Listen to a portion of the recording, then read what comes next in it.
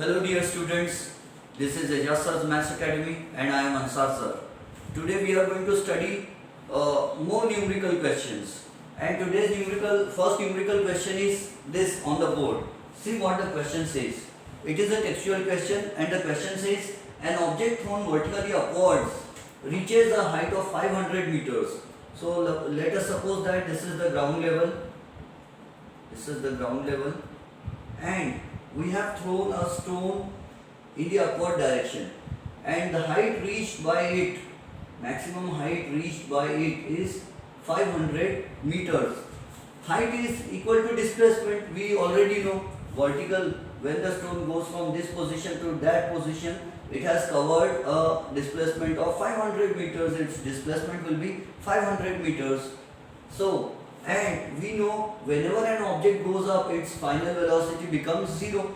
If I throw this pen in the upward direction, while it goes upward and upward and upward, its velocity will go on decreasing and its acceleration will be negative acceleration due to gravity, because as the object goes up, its velocity decreases, and whenever the velocity decreases, the acceleration due to gravity is taken to be negative.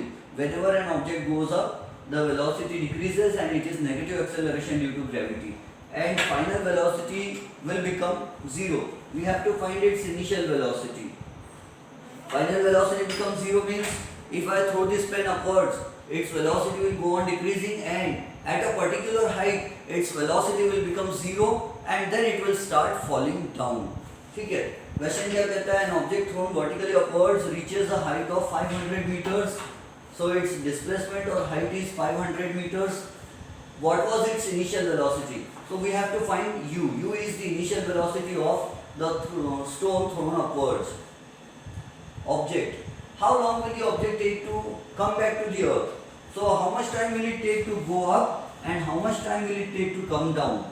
We have already proved in our previous lecture that the time taken to go up is always equal to the time taken to come back. If the height is the same, then the time taken to go up and the time taken to come down are equal. Let us solve it. You know that there are three kinematical equations. The first kinematical equation is V is equal to U plus AT.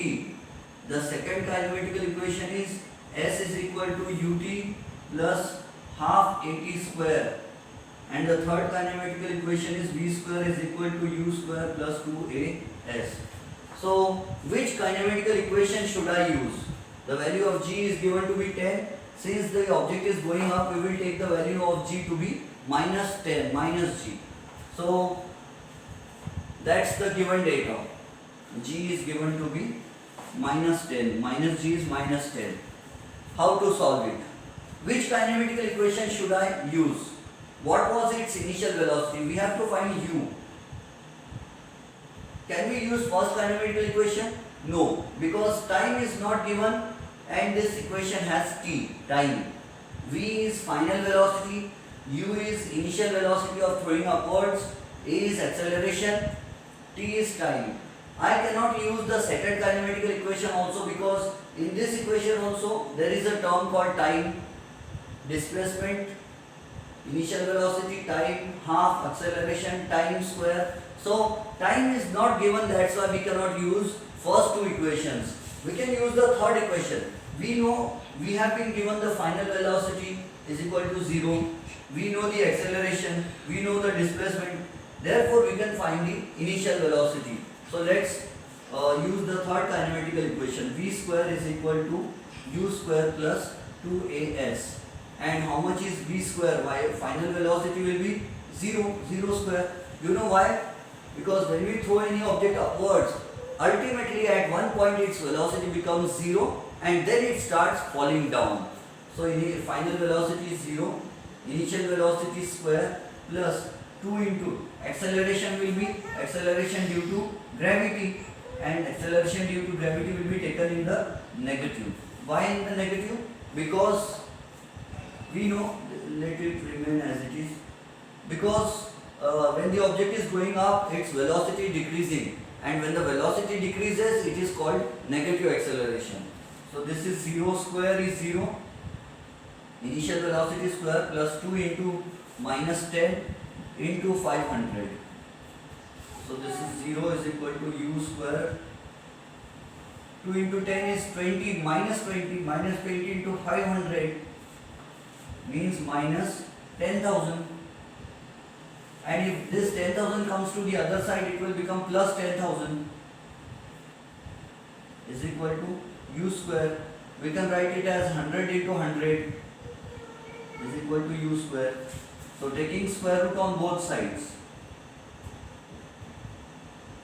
Taking square root. Taking square root of all terms. सबका square root लेंगे तो what will we get? We will get this 100 will become 10, this 100 also will become 10 and u square will become u. So 10 into 10 100 is equal to u. So u is equal to 100 meters per second. So what is the initial velocity? 100 meters per second. If I throw the object with 100 meters per second velocity, initial velocity, it will reach a height of 500 meters and then it will start falling back. Then it will start coming down. Understood? Alright. Then, how much time will it take to come down? Its initial velocity, we have to find how long will the object take to come back to the earth. How much time will it take to go up first of all? We have to find how much time will it take to go up. Which equation can we use? We can use the second equation as well as the first equation. Why? Because both the equations contain the term t. So, but the first equation is easier because it does not involve any square. इसमें देखो square है, multiplication भी खतरनाक, इसमें नहीं है square, तो we will use the first equation. ठीक है, हम क्या करेंगे मालूम है? We will use the first kinetical equation and we will write now while going up. ये सब कब के लिए है? While going up. While going up. तो ऊपर जाते समय v is equal to u plus at. v कितना है? 0. u is 100. अभी सॉल्व करके लाए. a is minus g. ये काम करते हुए let us not put the values, let us write as it is. u plus a is minus g into t. Now we can put the values. While going up, 0. While going up, final velocity becomes 0. Initial velocity was 100 plus minus 10 into t. Minus 10 into t. Plus minus will become minus. Minus 10 into t. So what can we do here? We can take this 100 to left hand side. It will become minus 100 is equal to minus 10 into t. Minus minus will get cancelled, or we can write minus 100 upon minus 10 is equal to t. So t is equal to 10 seconds.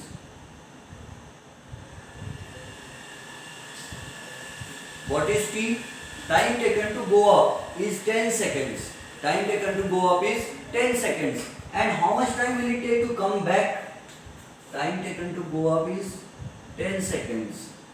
How much time will it take to come down? 10 seconds. We have already proven in previous lectures, जितना time ऊपर जाने लगता उतना ही time नीचे आने लगता, same height पर, same place पर. तो इसीलिए टाइम ऊपर जाने कितना टाइम लग रहा है? 10 सेकंड्स. तो नीचे आने कितना टाइम लगेगा? 10 seconds.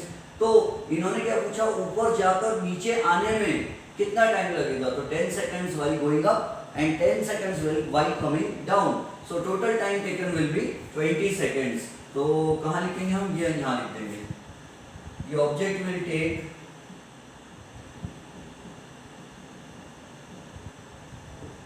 10 seconds plus 10 seconds is equal to 20 seconds to come back to the earth. To come back to the earth. This is our answer. Note down करो, or you can pause the video and note down. Note down the solution.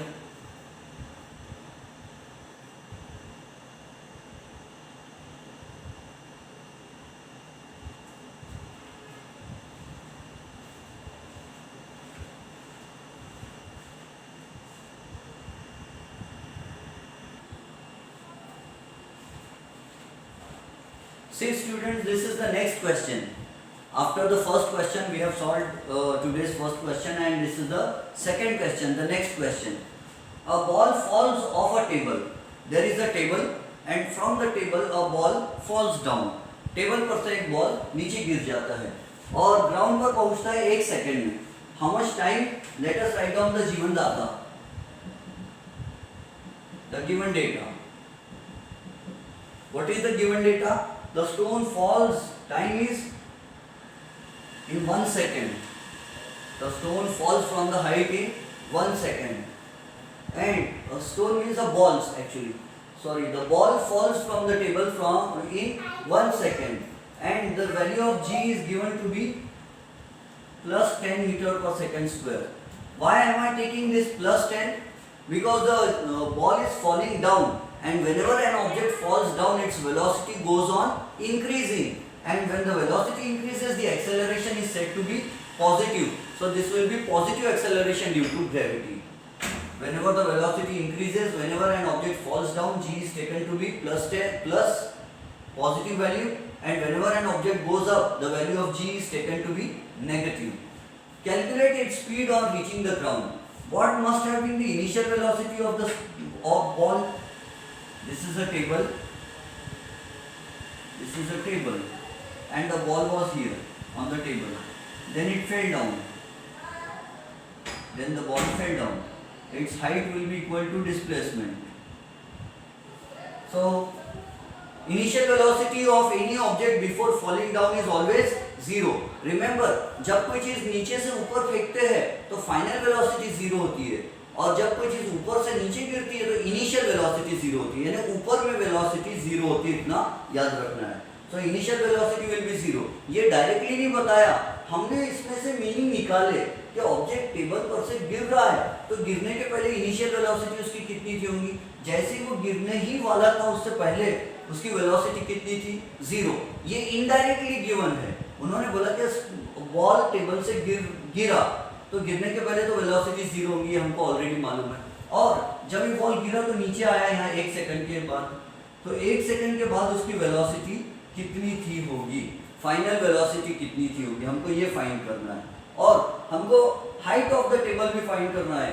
कितनी height से table गिरा होगा, H find करना है. H find करना है यानी डिस्प्लेसमेंट फाइंड करना है. हाइट यानी डिस्प्लेसमेंट, कहां से कहां तक गिरा है बॉल. ठीक है. And we have 3 kinematical equations. इसके पहले न्यूमेरिकल क्वेश्चन में भी वैसे लिख के दिया था मैंने. v is equal to u plus at. बताओ हम ये यूज करेंगे या displacement is equal to ut plus half at square, ये यूज करेंगे.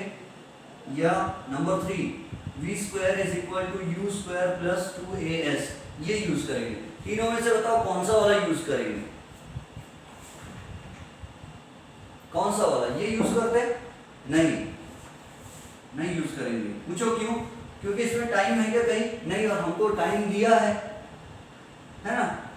तो ये यूज कर सकते कि हम, yes we can use this one. ये ऊपर का यूज कर सकते क्या? हाँ, ये भी यूज कर सकते. ये दोनों में से कोई भी यूज करे तो हमारा आंसर सेम सही आएगा. लेकिन डिस्प्लेसमेंट फाइंड करना हो तो हम ये वाला यूज करेंगे, और फाइनल वेलोसिटी फाइंड करना है ओनली तो ये वाला यूज करेंगे. क्योंकि इसमें देखो फाइनल वेलोसिटी तो हम ये फॉर्मूला से भी पता कर सकते थे, लेकिन इसमें टाइम नहीं है और डिस्प्लेसमेंट तो हमने फाइंड किया ही है अभी, तो हम ये नहीं यूज करेंगे.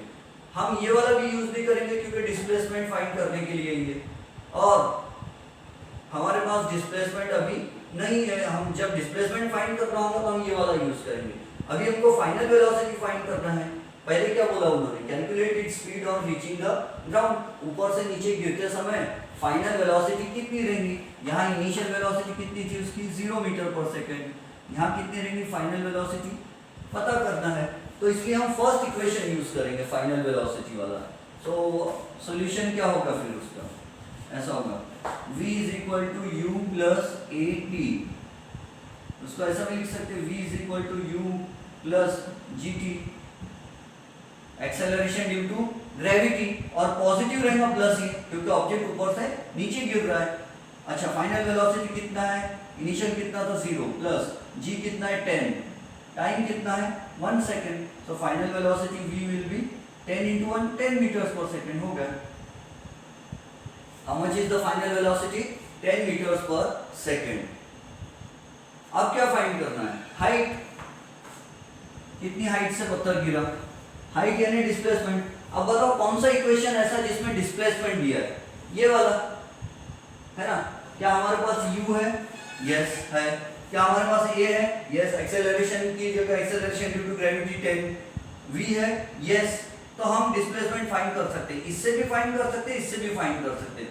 Now we can use any one of these two equations और दोनों का आंसर सेम आएगा। तो जो चाहे वो यूज करो, तो मैं सेकंड वाला यूज कर लेता हूँ। चाहे तो थर्ड भी यूज कर सकता, थर्ड से भी वही आंसर आएगा, सेकंड से भी वही आंसर आएगा। लेकिन ये वाला डायरेक्ट दिया है, s इज इक्वल टू दिया है, यहाँ पर s इधर फॉर्मूला में भिड़ा हुआ है, इसलिए ये वाला यूज कर लेते हैं। तो सेकंड इक्वेशन क्या है, s is equal to ut plus half at square. अब s यानी क्या है, डिस्प्लेसमेंट, और डिस्प्लेसमेंट का मतलब क्या है, हाइट, कितने हाइट से गिरा है, कितना डिस्प्लेसमेंट हुआ। तो s की जगह I will write h is equal to ut plus half gt square. Acceleration की जगह मैंने g लिख दिया, क्योंकि बॉल ऊपर से नीचे गिरेगा तो उसकी वेलोसिटी क्या होगी, इंक्रीज होगी। And what is positive acceleration, definition क्या थी 9th स्टैंडर्ड में पॉजिटिव एक्सेलरेशन की, when the velocity of an object goes on increasing with time, acceleration is said to be positive, and when the velocity of a body goes on decreasing with time, the acceleration is called negative acceleration, and when the velocity neither increases nor decreases with time, it is called zero acceleration। 9 की book में देखना 3 acceleration की definition दी, positive, negative और zero. तो जब velocity कम ज्यादा कुछ भी नहीं होती तो जीरो एक्सेलरेशन, जब वेलोसिटी बढ़ती है तो it is called positive acceleration, and जब वेलोसिटी डिक्रीज होती है तो it is called negative acceleration. So it will be h is equal to initial velocity was 0, time 1 second plus half g का value 10, time कितना दिया है 1 second, so 1 square, time का square is 1 square.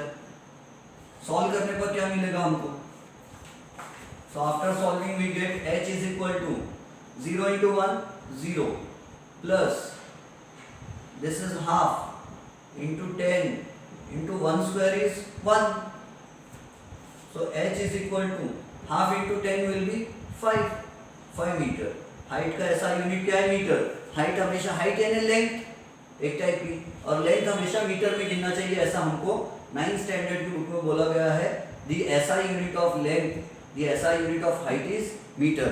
ठीक है, मिल जाएंगे आपको पूरे मार्क्स? नहीं, आंसर इन वर्ड्स लिखना जरूरी है।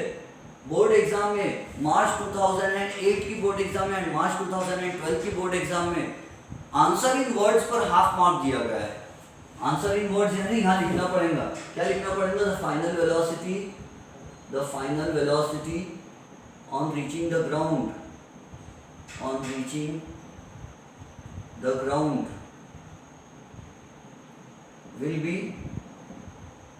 will be 10 meters per second, and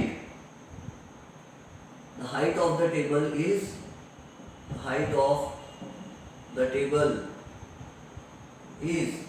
5 meters। इस पर हाफ मार्क मिलता है, आंसर इन वर्ड्स लिखने पर हाफ मार्क मिलता है। चलो वीडियो पॉज करो और नोट डाउन कर लो, ये वीडियो पॉज करके नोट डाउन कर लो सॉल्यूशन। फिर ऐसे नियरली आपको 20 क्वेश्चंस असाइनमेंट में दे देंगे, तो आप घर में प्रैक्टिस करना, सॉल्व करना और मुझे सबमिट करना। और कहीं पर डिफिकल्टी है तो मुझे व्हाट्सएप पर आप क्वेश्चन पूछोगे, ठीक है। So whenever you find any difficulty you have to ask the question on WhatsApp पे क्वेश्चन पूछना है आपको, ठीक है।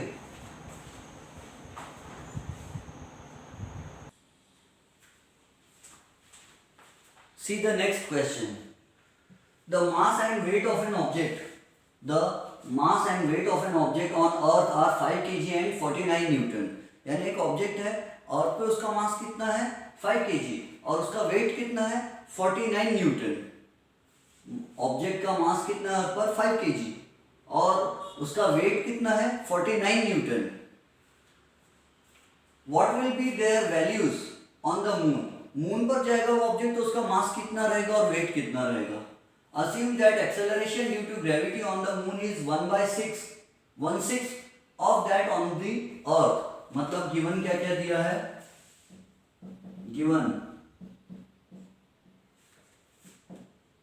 mass of object on earth, ME, mass on earth is 5 kg and weight on earth is, mass on earth and weight on earth is 49 newton. We know weight का ऐसा unit Newton होता है, मास का ऐसा यूनिट किलोग्राम है ना. मास scalar quantity है, मास का सिर्फ मैग्नीट्यूड होता है, डायरेक्शन नहीं होता. और weight is a vector quantity, weight का मैग्नीट्यूड भी होता है और डायरेक्शन भी होता है towards the centre of the earth. चलो ठीक है, यहाँ ध्यान दो. Mass of the earth is 5 kg, sorry mass of the object on the earth is 5 kg, weight of the object on the earth is 49 newton. हमको क्या find करना है? Mass of the object on the surface of moon कितना रहेगा and wait of the object on the surface of the moon कितना रहेगा. तो सबसे पहली बात, let us solve the question. Solution. सबसे पहली बात तो गिवन इजी, हाँ ये एक चीज दी हुई है कि acceleration due to gravity on moon is equal to 1/6 times acceleration due to gravity on earth. जितनी मून की ग्रेविटी 1/6 टाइम्स अर्थ की ग्रेविटी के बराबर है एक्सेलरेशन ड्यू टू ग्रेविटी. तो सॉल्यूशन क्या लिखेंगे? मास of the object, mass of the object on moon is equal to mass of the object on earth. What is mass? Mass is the material contained in an object. अपने body में जितना माल पानी भरा रहता, material भरा रहता, that is called मास. और अगर एक ऑब्जेक्ट अर्थ से मून पर जा रहा तो उसका मास कम नहीं होगा या मास ज्यादा नहीं होगा.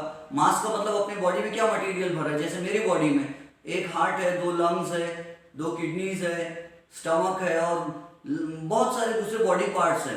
तो अगर मैं अर्थ पर हूँ तो मेरा एक पर्टिकुलर मास है. The material contained in my body is my mass. अगर मैं अर्थ से मून पर चला गया तो क्या होगा? मेरी बॉडी का कोई पार्ट कोई कम भी नहीं होगा ना कोई ज्यादा होगा. तो एक ऑब्जेक्ट अगर एक जगह से दूसरी जगह जाए, पूरी दुनिया में कहीं भी घूम ले तो मास कम नहीं होता है. ठीक है, अगर नॉर्मल सादी वेलोसिटी से कोई भी ऑब्जेक्ट एक जगह से दूसरी जगह चले जाए तो उसका मास चेंज नहीं होता. हाँ, वेट चेंज होता है, क्योंकि वेट का मतलब क्या है? What is weight? The gravitational force acting upon an object is called its weight. और ग्रेविटेशनल फोर्स अलग अलग प्लेनेट का, अलग अलग जगह का अलग अलग होता है. हमारा वेट अर्थ पर अलग है, गोवा बीच पर हमारा वेट अलग रहेगा, माउंट एवरेस्ट पर हमारा वेट कम रहेगा. उसी तरह स्पेस में ऊपर ऊपर जाएंगे तो हमारा वेट कम कम होता जाएगा, हमको कम कम महसूस होगा. तो एक जगह से दूसरी जगह जाओ तो, एक प्लेनेट से दूसरे प्लेनेट पर जाओ या एक जगह से दूसरी जगह जाओ तो हमारे वेट में चेंज आता है, बट मास कभी नहीं बदलता. ठीक है, तो mass of the object on moon will be equal to mass of the object on earth. और अर्थ पर उसका मास कितना है? 5 kg. तो mass of the object on moon कितना रहेगा? मास of the object on moon, mass of the object on moon will B 5 kg. Mass will remain the same. अब बताओ वेट का मतलब क्या होता है? वेट का मतलब है gravitational force acting upon an object. तो वेट का डेफिनेशन हमने क्या लिखे? We know weight is equal to क्या होता है?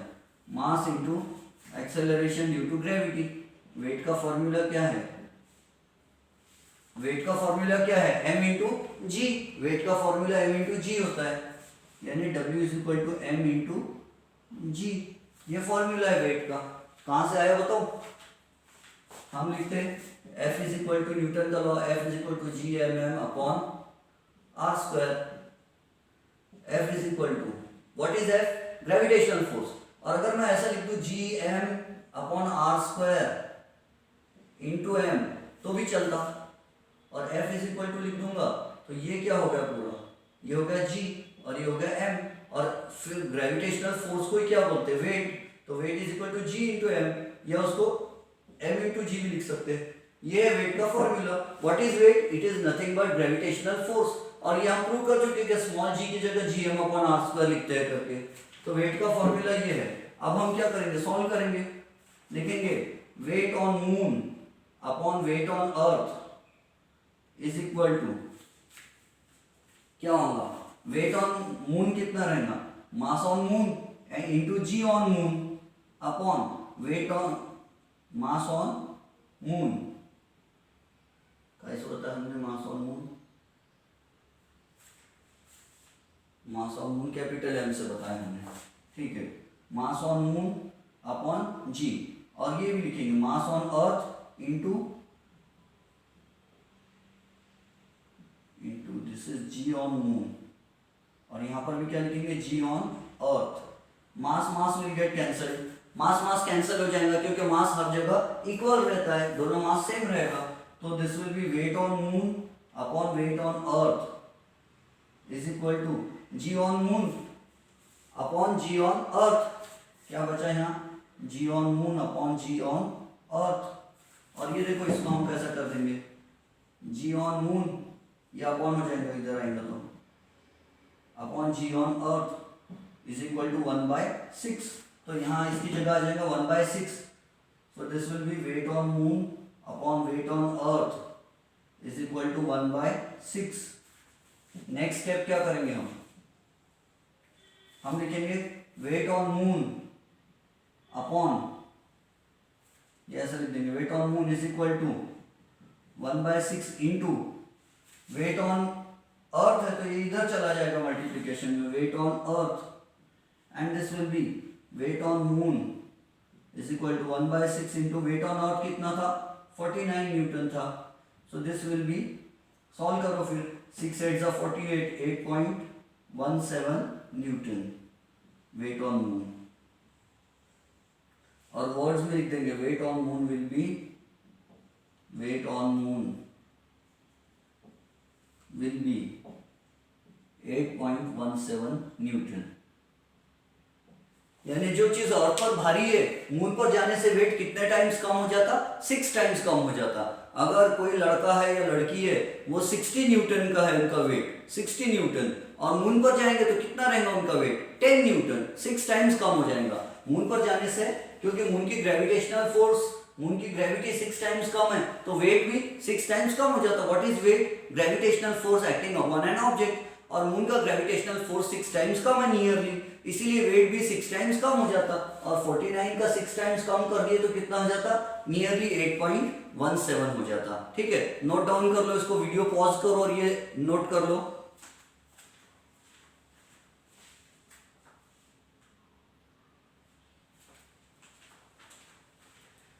See students, the next question. The next question is based on Newton's universal law of gravitation. What is the question? The masses of the earth and moon are 6 into 10 raised to the power 24 kilogram and 7.4 into 10 raised to the power 22 kilograms respectively. Respectively का मतलब first वाला मास अर्थ का है और second वाला मास moon का है। तो ये गिवन है। सबसे पहले we will write the given data, we will write the given data. Given data क्या है, given data mass of the earth, capital M, mass of the earth, earth के मास को अपन लिखेंगे कैपिटल एम से लिख देंगे, मास ऑफ द अर्थ कितना है 6 into 10 raise to the power 24 kilograms. फिर सेकंड क्या दिया है, मास ऑफ मून कितना है 7.4 into 10 raise to the power 22, mass of moon कम है, कितने टाइम्स कम है, नियरली 81 टाइम्स कम है, 81 गुना नियरली कम है मास मून का अर्थ के कंपैरिजन में। और फिर क्या दिया है, and the distance between them is 3.84 into 10 raise to power 5 kilometres. Moon के सेंटर से अर्थ के सेंटर तक का डिस्टेंस, इन दोनों के बीच में कितना डिस्टेंस है, मून और अर्थ के बीच में, मून और अर्थ के बीच में जो डिस्टेंस है, that distance is, let that distance be denoted by small R. वो डिस्टेंस कितना है 3.84 into 10 raise to power 5 kilometres. क्या आपको मालूम है ऐसा यूनिट ऑफ लेंथ, ऐसा यूनिट ऑफ डिस्टेंस ऐसा मीटर होना चाहिए, तो हम ऐसा लिखेंगे 3.84 into 10 raise to power 5 into kilometre है। किलो का मतलब क्या होता है, किलो का मतलब होता है 1000 मीटर। ग्रीक लैंग्वेज में किलो का मतलब ही 1000 होता है। किलो लीटर यानी 1000 लीटर, किलोमीटर यानी 1000 मीटर, किलोग्राम यानी 1000 ग्राम। किलो का मतलब हमेशा 1000 होता है। तो यहाँ जो किलो है, ये किलो की जगह हमने क्या लिख दी है 1000। अब इसको ऐसा भी लिख सकते हैं 3.84 इंटू 10⁵ इंटू 10⁻³ मीटर। अब ये किलोमीटर में नहीं रहा, ये मीटर में हो गया। ठीक है, अब यहां देखो ये a⁻m इंटू a⁻n, a यानी 10, m यानी 5, n यानी 3, तो इन दोनों को मिला के लॉज ऑफ इंडाइसेस का एक लॉ क्या है, a⁻m plus n। This is the law. तो यहाँ लॉज ऑफ इंडाइसेस का वो लॉ लगाएंगे हम, और उसके हिसाब से ये हो जाएगा 3.84 इंटू 10⁵ प्लस 3, 8 मीटर्स। ये डिस्टेंस हो गया। ठीक है, this is the distance between the moon and the earth. काय में लाया हमने डिस्टेंस को, मीटर में, क्योंकि डिस्टेंस का ऐसा यूनिट क्या रहता, मीटर। कौन सी क्लास में दिया था, 9th स्टैंडर्ड में दिया हुआ। तो distance is a type of length and all distances must be measured in metre. Time को क्या में गिनना चाहिए, सेकंड में, है ना। अगर आपका घर यहाँ से 5 मिनट दूर है तो आपने क्या बोलना चाहिए कि my house is 5 metre 300 seconds away from here. आपका घर 5 मिनट दूर है यहाँ से, तो आपने बोलना मेरा घर 300 सेकंड दूर है। 5 मिनट नहीं बोलना चाहिए, 300 सेकंड बोलना चाहिए। आपको कोई कॉल करता है, आप बोलेंगे पापा से, वो बोलते हैं मुझे आपके पापा से बात करना है, तो आपने क्या बोलना चाहिए, वेट फॉर अ मिनट, ऐसा बोलना चाहिए? नो, आपने बोलना चाहिए वेट फॉर 60 सेकेंड्स। हम पापा को बुला के लेके आते हैं, वेट फॉर 60 सेकेंड्स। टाइम को सेकेंड में गिना जाता है और मास को किलोग्राम में गिना जाता है, लेंथ को मीटर में गिना जाता है। ऐसा कौन बोलता है, एसआई यूनिट्स बोलते हैं। एसआई यानी सिस्टम इंटरनेशनल। सिस्टम इंटरनेशनल का ये पेरिस में मीटिंग हुई थी, 1-2 देश के अलावा पूरी दुनिया के साइंटिस्ट लोगों की, और उन्होंने वहां डिसाइड किए थे कौन सी चीज को काय में गिनेंगे। ठीक है, तो अब यहाँ हमको क्या फाइंड करना है, calculate the gravitational force of attraction between the earth and the moon. और जी की वैल्यू भी दी है, capital G is equal to 6.7 into 10⁻⁻11 newton metre square upon kilogram square. ये उसका ऐसा यूनिट है। तो अब चलो सॉल्व करते हैं। न्यूटन का यूनिवर्सल लॉ ऑफ ग्रेविटेशन क्या कहता है, F is equal to G mass of first object यानी mass of earth into mass of second object, mass of second object यानी mass of moon, divided by square of the distance between them. Values put करो, F is equal to G की value 6.7 into 10⁻⁻11 into mass of earth 6 into 10⁻24 kilogram, mass of moon 7.4 into 10⁻22 divided by 3.84 into 10⁻8 उसका square. ठीक है, अब देखो मैं क्या कमाल की काम करूंगा आगे। F इज इक्वल टू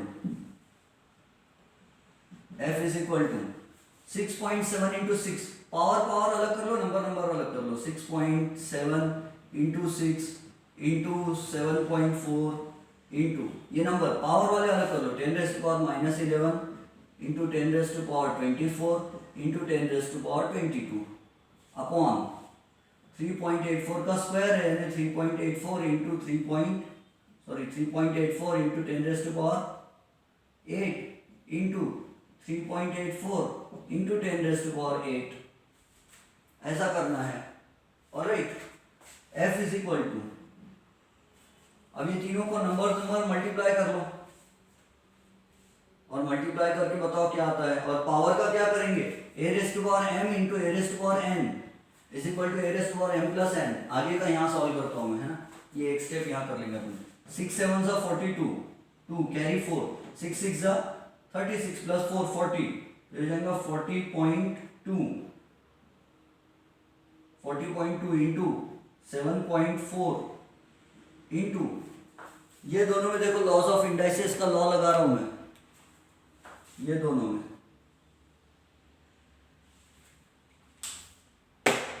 तो क्या होगा, a⁻m into a⁻n is equal to a⁻m plus n। ये है वो लॉ। तो यहाँ क्या हो जाएगा, 10⁻⁻11 प्लस 10⁻24, तो एक ही बार लिखेंगे 10 और ऊपर का इंटू है तो इसलिए दोनों का ऊपर प्लस करेंगे, इंटू 10⁻22 अपॉन 3.84 अलग लिखो, 3.84 इंटू 3.84 इंटू 10⁸ और 10⁸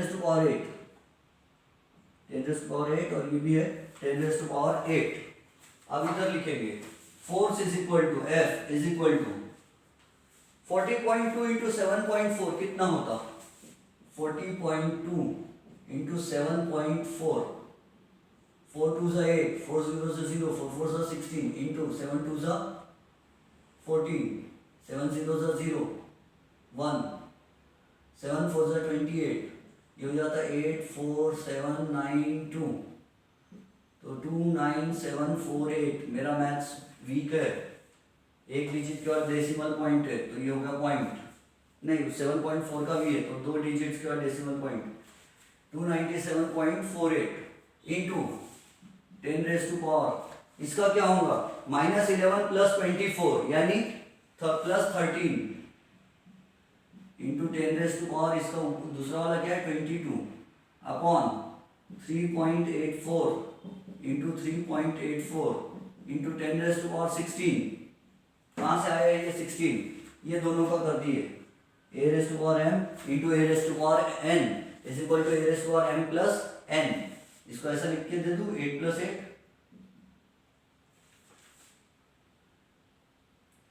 इज इक्वल टू 297.48 इंटू 10⁻. अब फिर से वही a⁻m into a⁻n 22 plus 13 35 upon 3.84 into 3.84 into 10⁻16.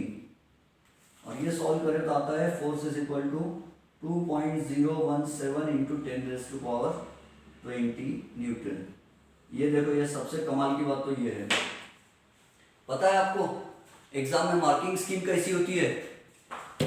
Steps solution पर, ये स्टेप पर कभी कभी हाफ मार्क दिया जाता है, या तो हाफ मार्क या 1 मार्क देते इस पर फॉर्मूला लिखने पर. ठीक है, ये अपन ने जो किलोमीटर में कन्वर्ट किए इसको, किलोमीटर को मीटर में, यहां से इस पर दिया जाता है हाफ मार्क. ठीक है, वैल्यू पुट करने पर कभी कभी हाफ मार्क दिया जाता है और करेक्ट आंसर पे दिया जाता है हाफ मार्क, और करेक्ट यूनिट लिखने पर दिया जाता है हाफ मार्क. और आंसर इन वर्ड्स जब लिखते हैं हम, है ना, जब हम आंसर इन वर्ड्स लिखते हैं, जब हम ये लिखते हैं the gravitational force between moon and earth will be 2.017 into 10⁻20 Newton. तो ये लिखने पर मिलता है हमको हाफ मार्क. यानी कभी भी बोर्ड एग्जाम में ये कैलकुलेशंस कैसे करके लाए आपने आंसर, इस पर कभी कोई मार्क्स नहीं दिए जाते. कैलकुलेशंस पर मार्क्स नहीं होते. इसीलिए चाहे आप, मैं गलत काम सिखा रहा नहीं हूं आपको, सिर्फ एक नॉलेज बता रहा हूं कि अगर आप ये वैल्यू पुट कर दिए, यहां पर आपने ये स्टेप लिखे फर्स्ट, आपने सेकंड स्टेप लिखे, और उसके बाद आपने डायरेक्ट ये स्टेप लिख दिए, ये वाली आंसर वाली फाइनल, तो भी आपको पूरे मार्क्स मिलेंगे. ठीक है, ये आंसर इन वर्ड्स भी लिखना है आपको. First step, second step, direct answer और आंसर इन वर्ड्स, इतना भी लिख दिया आपने, पूरे मार्क्स मिलेंगे, आपका कोई मार्क कट नहीं होगा. क्यों मालूम है? क्योंकि कैलकुलेशन करने पर बोर्ड एग्जाम में कभी कोई मार्क्स नहीं दिए जाते. अभी आपने फर्स्ट स्टेप सेकंड स्टेप किया और आपका डायरेक्ट आंसर कहां से आया? क्या आपने बाजू वाले का देखकर डायरेक्ट आंसर लिख दिए, या आपके पास कैलकुलेटर था या मोबाइल फोन था, आपने कैसे ये आंसर लाए? बोर्ड वालों को इससे कोई लेना देना नहीं है.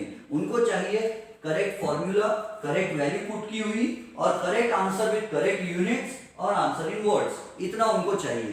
तो ये भले आप चाहे कैलकुलेटर से करे हो या बाजू वाले का देख के किए हो, उससे उनको कोई लेना देना है नहीं. मैं ये नहीं कह रहा कि कैलकुलेटर यूज करो या बाजू वाले का देखो, एक नॉलेज की बात बता रहा हूं. तो वो कैलकुलेशन अगर आपको टाइम लग रहा हो, रफली अगर आपको आंसर लर्न है, तो आप डायरेक्ट लिख सकते हो. ठीक है, क्योंकि ये अगर सच में आप कैलकुलेशन करते बैठोगे ना तो आधा घंटा आपका बोर्ड एग्जाम में वेस्ट हो जाएगा। ये न्यूमेरिकल क्वेश्चन सॉल्व करने पर आपको 2 या 3 मार्क्स मिलेंगे और 2 या 3 मार्क्स के लिए आप आधा घंटा वेस्ट कर दोगे। तो कैलकुलेशन इसीलिए बेटर है कि टेक्सचुअल क्वेश्चन का आंसर याद कर लिया जाए। वैसे बोर्ड वाले बहुत दयालु रहते हैं, वो ऐसी वैल्यूज देते हैं कि वो वैल्यूज कट हो जाती है, यानी यहाँ की वैल्यू और यहाँ की वैल्यू कट हो जाएंगी, कट कट कट कट होकर आखिरी में बहुत सिंपल आंसर बचता है। हमेशा बोर्ड एग्जाम में 99% क्वेश्चंस ऐसे ही आते हैं जिसकी वैल्यूज कट कुट होकर के आसान वैल्यू आंसर बचता है। लेकिन हमारी टेक्स्ट बुक में जो एग्जांपल दिया प्रैक्टिस के लिए वो ऐसा इजी वाला नहीं दिया है, तो ये कैलकुलेशन आंसर हम लोग याद रखते हैं। ठीक है, तो चलो have a nice day.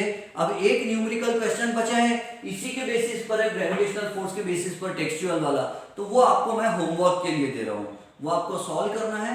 Plus में मैं आपको एक पीडीएफ फाइल सेंड करूंगा, उसमें क्वेश्चंस रहेंगे, नियरली 30 क्वेश्चंस रहेंगे, 20 उसमें से न्यूमेरिकल्स रहेंगे, वो आपको सॉल्व करना है और सॉल्व करके पेजेस पे सॉल्व करना है और वो फिर व्हाट्सएप पे आपको सबमिट करना है कुछ दिनों के बाद। ठीक है, और हर पेज पे आपका नाम लिखा हुआ होना चाहिए, किसी का आंसर कोई कॉपी ना करे, क्योंकि जब मैं आंसर्स चेक करता हूँ तो मैं समझ जाता हूँ कि किसका कॉपी करके किसने लिखा होगा करके।